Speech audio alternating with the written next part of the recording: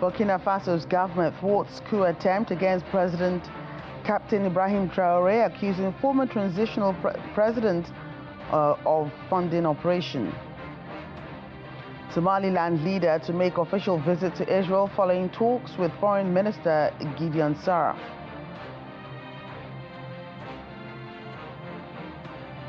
Plus, South Africa's African National Congress condemns capture of Venezuela's President Nicolas Maduro and his wife, calls for their immediate release.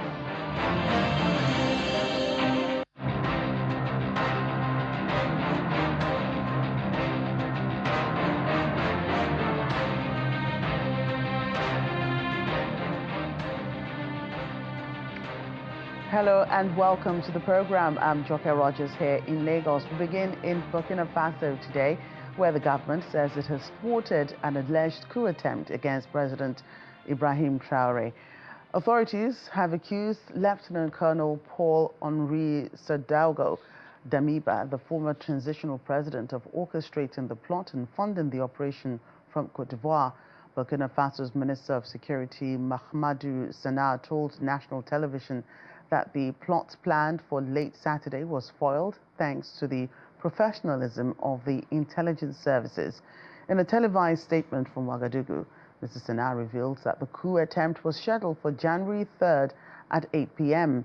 He said the operation was intended to neutralize President Traoré, either at point-blank range or by mining his residence before a ground military intervention by what he described as external forces.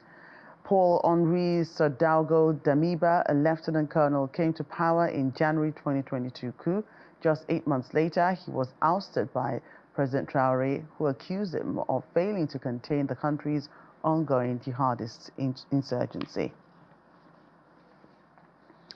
Let's get more on this. Joining us now is Mosani Aliyu, Channel TV Sahel correspondent, who joins us from Ghana. Mo, great to see you today. What do we know so far about the credibility of the government's claims, and has any independent evidence emerged to support the alleged coup plot? Well, thank you for having me on this show, Joke. The first thing we need to know is that no independent verification has been made by any of the major international news agencies. You will remember that Burkina Faso, this government of Captain Ibrahim Traoré, sacked and asked all international media, including Reuters, the BBC, Al Jazeera, everybody to leave the country, especially the French news agencies. So no independent corroboration of this emerging story has been made, which means we're only relying on government statements and local regional media that are the only ones carrying these stories right now. Only local and regional media in Burkina Faso. And that means the world is only hearing one side of the narrative. That is the Burkinabe's government's side of the story, which with zero publicity available for forensic evidence. People outside Burkina Faso, no media is allowed in there. Therefore, nobody can verify easily. And no official arrest data or third-party confirmation has been given. Everything we're hearing is from the government side of the story. It will be interesting to see how things turn out later under close investigation of the alleged coup attempt. But for now, no confirmation has been made by any independent media. And how significant is the accusation against the former President Paul-Henri Sadaugo Damiba, and what has been his response, if any, from Côte d'Ivoire? Well, accusing a former head of state of any country, for that matter, of masterminding a coup plot is a very big deal. Lieutenant Colonel Damiba led a coup, as you know, in January 2022, before he himself was ousted by Captain Ibrahim Traoré in September of the same year. His political identity is tied to the military. And an accusation like this inflames both power, politics, and political reputations. There are still people in Burkina Faso who support him, who identify with him. When I was there about 4 months ago, I noticed that there are places within Burkina Faso, within Ouagadougou, that have photos of the former president, that is interim president Sandaogo Damiba. And as of the latest reporting, Damiba himself has not publicly responded to the specific accusations of sponsoring this coup or wanting to take over. And there's no verified statements from him. From all the media I have checked across the continent, denying or confirming his involvement. Likewise, there is no substantiation of these new allegations from neutral third parties, as I said earlier. That absence makes his actual position unclear. And right now, all we can work on are, views and skepticism from people who do not believe that the government of Burkina Faso actually, the coup attempt is been attempted several times in the past. We've had claims by the same military government that a coup attempt has been made and that the president, Captain Ibrahim Traore has just escaped another coup attempt. This is all we can say for now. We have to wait and see what happens next. Right. And Mo, what does this alleged plot tell us about divisions within Burkina Faso's military, especially following President Traore's takeover in September 2022? Well, excellent question, Joke. This tells us that there are deep fault lines inside Burkina Faso's armed forces and the political elite. Since Captain Ibrahim Traore's ouster of Lieutenant Colonel Damiba in 2022, as you said in the beginning of your question, there has been a pattern of repeated rumors of internal plots and factionalism and suspicions in the military. For military leaders who once cooperated can rapidly become rivals in this very environment, and this is the fear. These accusations, whether true or exaggerated, are symptoms of ongoing rivalry and a lack of institutional trust and cohesion in the military. Remember, Captain Ibrahim Traore is actually a very junior military officer. There are still officers within the Burkina military who hold the rank of colonel and above, colonel, brigadier general, and generals. And he is running the show, a captain in the military, running the show. This is an issue. I spoke to somebody while I was in Burkina Faso the last time who said, well, he is the president, so everybody is going to have to live with that. I know that, but in the military, they've got this hierarchy, and that is very, very key. I'm sure he's aware of this, but this kind of friction undermines strategic unity in the country. Okay. Right, and how might these developments affect Burkina Faso's already fragile security situation and its fight against jihadist insurgents, which is, one of the biggest issues they have already? Yes. The best thing we can see is that the timing of this coup, if it is confirmed to be true, is terrible for the government, for the military in the country. Burkina Faso is one of the most conflict-intense states in the Sahel region, with jihadist groups controlling large parts of the country's territory, especially in the north and in the northeast, with frequent attacks happening along the border with neighboring Niger and Mali to the west.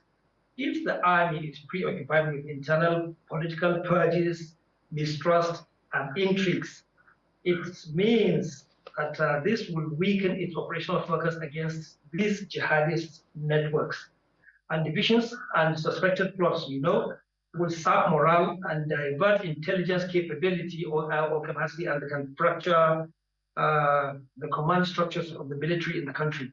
Even the perception that there is instability will embolden the insurgents to continue fighting and become stronger, because the country's attention, the military's attention, is diverted. They are distracted by what is happening, and it's not easy, but you won't be able to stop armed groups with such headlines that there are coup attempts happening every few months in a country like Burkina Faso.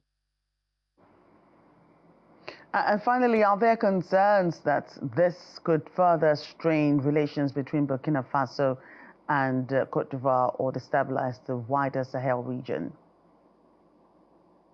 Yes, yeah, exactly. There are concerns here. Burkina Faso government effectively has in the previous episodes accused neighboring Cote d'Ivoire of harboring plotters. And you know, the man has been accused of this latest coup attempt, Lieutenant Colonel Dabiba, is in Cote d'Ivoire. Initially, he was in Togo, but has moved to Cote d'Ivoire, which is a neighboring country just south of Burkina Faso. And they have accused Burkina Faso has accused Cote d'Ivoire of harboring plotters and giving tacit support for destabilization. And Abidjan has firmly denied any involvement, of course, and challenged the government to provide real evidence, which the Burkinabe government has not done so yet. And this kind of allegations, if repeated without any clear proof, can poison bilateral relations, similar to what has happened between Niger and Benin Republic, which is happening right now. And this can feed a regional paranoia, and Sahel is already ridden with distrust amongst its neighbors, AES versus the ECOWAS, and then within member countries. All this, diplomatically and militarily, will play into existing tensions rather than building cooperation amongst the states.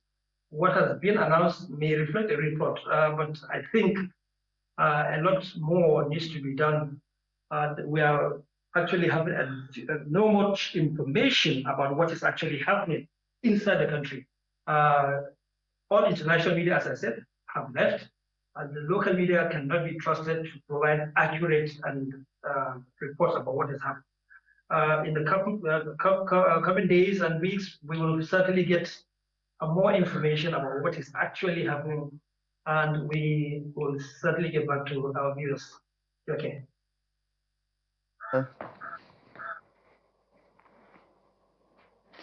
Let's move ahead. Somaliland's leader Abdrahman Mohamed Abdullahi says he will be visiting Israel and will even open an embassy in the country. This was after talks with Foreign Minister Gideon Saar in Hargeisa on Tuesday. This is a controversial visit following Israel's decision to recognize Somaliland as an independent nation in December. Mr. Gideon Saar says Israel is determined to advance relations with Somaliland with momentum, while President Abdrahman Mohamed Abdullahi hailed his visit as a big day. Last month, Israel became the first country in the world to recognize Somaliland, which declared independence from Somalia more than 30 years ago. Somalia sees Somaliland as being part of its territory and condemned Mr. Saar's visit as unacceptable interference in its affairs. Important milestone in evolving relationship between the Republic of Somaliland and the State of Israel. It reflects not only political recognition, but also a shared commitment to transform that recognition into a substantive, forward-looking, and strategic partnership. Somaliland values this partnership highly and approaches it with clarity of purpose and long-term vision. We are committed to building a strategic relationship with Israel that's mutually beneficial and grounded in cooperation across political, security, economic, and development domains. It is an historic journey. I held meetings with you and your team.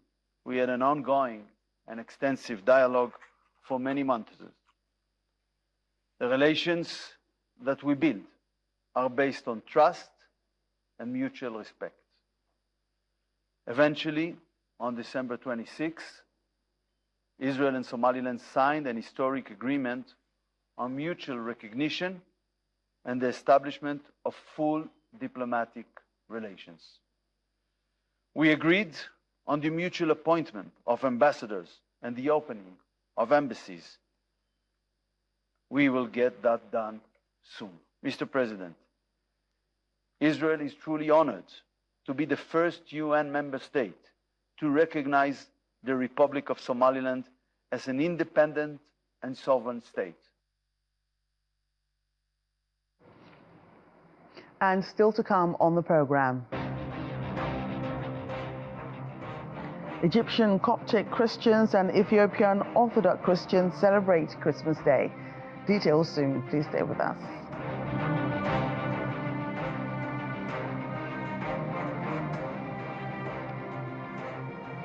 Welcome back. South Africa's political party, the African National Congress, has condemned the kidnapping of Venezuela's President Nicolas Maduro and his wife and calls for their immediate release.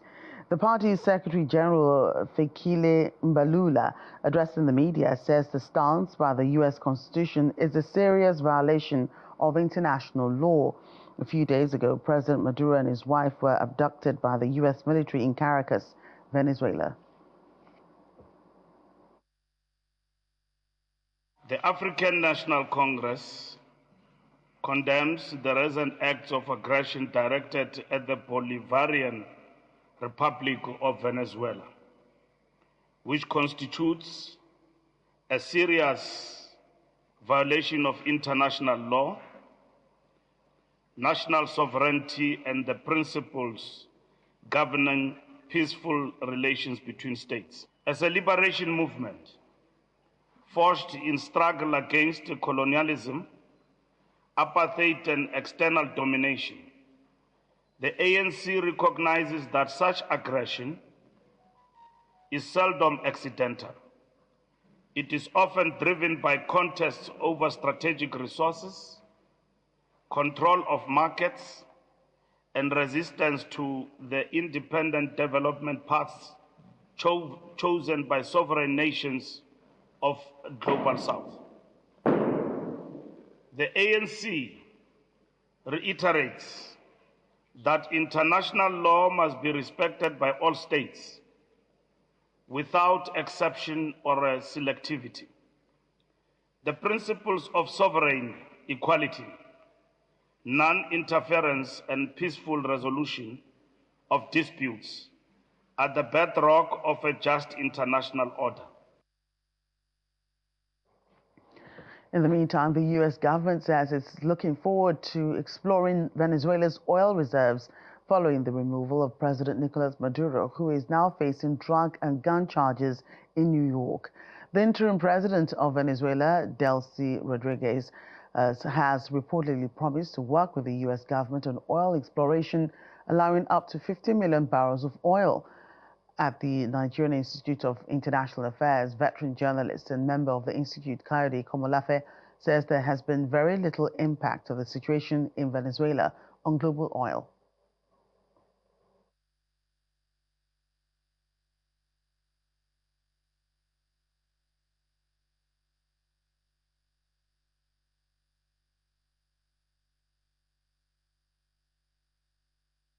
When you're talking of the implication of what has happened for oil prices globally and how it affects us here, to take both the short-term view as well as the medium-term view.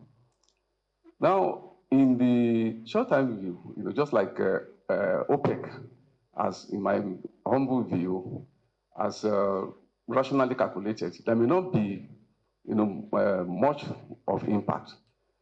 And the reason for that is also within the context of America-Venezuela relationship.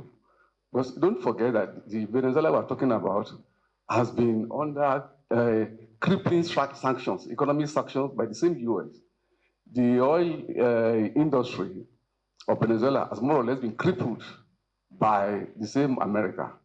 Yes, I mean, you have this contradiction. Venezuela has the largest proved oil reserves in the whole world, representing 17% of the total, potentially, global oil reserves. We have it in Venezuela. But as of today, Venezuela does not produce up to 1% of oil. So you could see the contradiction in there. So what we could be talking about is in terms of potential, not in terms of immediate needs.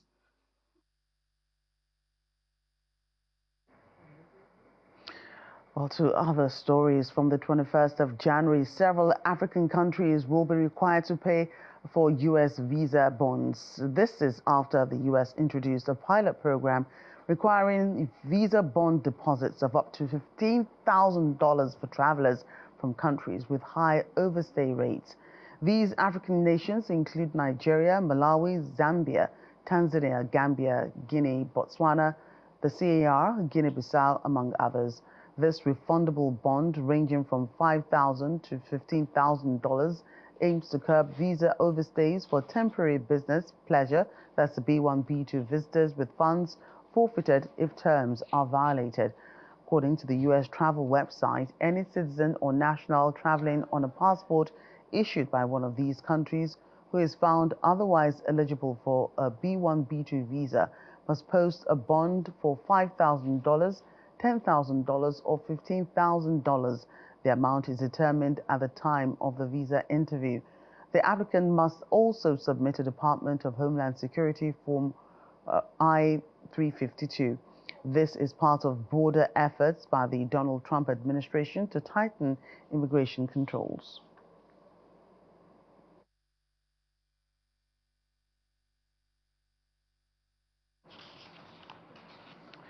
And take a look at some other stories now. Orthodox Christians in Egypt and Ethiopia are celebrating Christmas today. Thousands in Ethiopia, usually dressed in white, celebrating in Addis Ababa's Meskel Square. On Christmas Eve, there was a candlelight ceremony in Ethiopia's capital, was followed by an all-night church service marking the end of 43 days of fasting. Ethiopian Orthodox Christians followed the Julian calendar, which runs 13 days later than the Gregorian calendar used by Catholics and Protestants. For Egypt's Coptic Christians, festivities traditionally bring family members together to celebrate. Worshippers leaving Christmas Eve Mass typically gather afterwards with family members over a lavish feast, which ends a week-long period of fasting.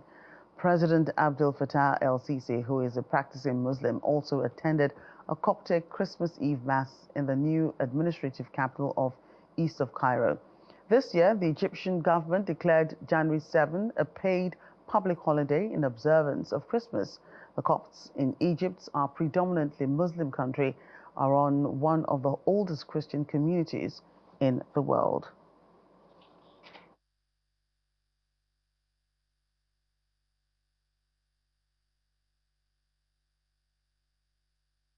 Let's take you back to one of our big stories today. That's the U.S. intervention in Venezuela, which is proving a worrying development for the global South, which has mainly natural resources to its advantage. It's at the special roundtable of the Nigerian Institute of International Affairs in Lagos. International relations experts sought to harmonize their thoughts on the legality of the U.S. action, proposed response, and protection for countries' natural resources. Our Foreign Affairs correspondent, Amarachi Ubani, reports.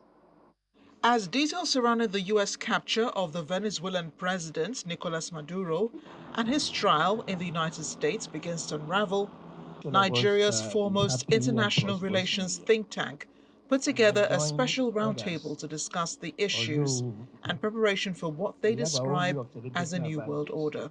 More than ever before, there is now pressing need for the third world to enhance its solidarity and invent the idea of a third neutral force in the world order, to press for the idea of a new international world order, different from the new international world order, which has led to the emergence of hegemons. While the U.S. has violated various articles in the UN Charter and other international laws, this is a catch-22 situation, as the U.S. helped in making the laws, while over-dependence on the United States inflates its ego above the laws. Regime change is not a lawful justification for the use of force under international law. I want to remind you, the Americans helped write these laws you've been quoting to us as if they don't know. They know it. They wrote it. and they are violating it with impunity. And that's simply because, Your Excellency, sir, over the last couple of years, we have encouraged the United States. We have enabled the United States. Anytime there's a global crisis, who do we turn to? The United States. The experts rule out direct defiance against the United States, opting instead for a unified approach. You cannot afford isolated responses. The kinds of responses that can work are collective responses. We need coalitions. We need to build strong coalitions. Advocacy, that's the key thing. Here's a summary. The United States foreign policy remains complex, and its actions driven by national self-interest and shifting presidential doctrines, which dominate the game of international relations. Countries will need to strengthen their bargaining power to remain on the table. Amarachi Ubani, Channels Television News. And did you know that Timbuktu city in Mali was a legendary medieval center for trade in gold, salt, books and the likes, and Islamic scholarship, home to ancient universities like Sankore, attracting scholars globally. Known as the city of the 333 saints, it boasts UNESCO World Heritage sites like its grand mosques and held thousands of precious manuscripts, although it faced destruction from extremists in 2012, prompting efforts to save its rich history. That's Network Africa today. Thank you so much for watching. I'm Joke Rogers.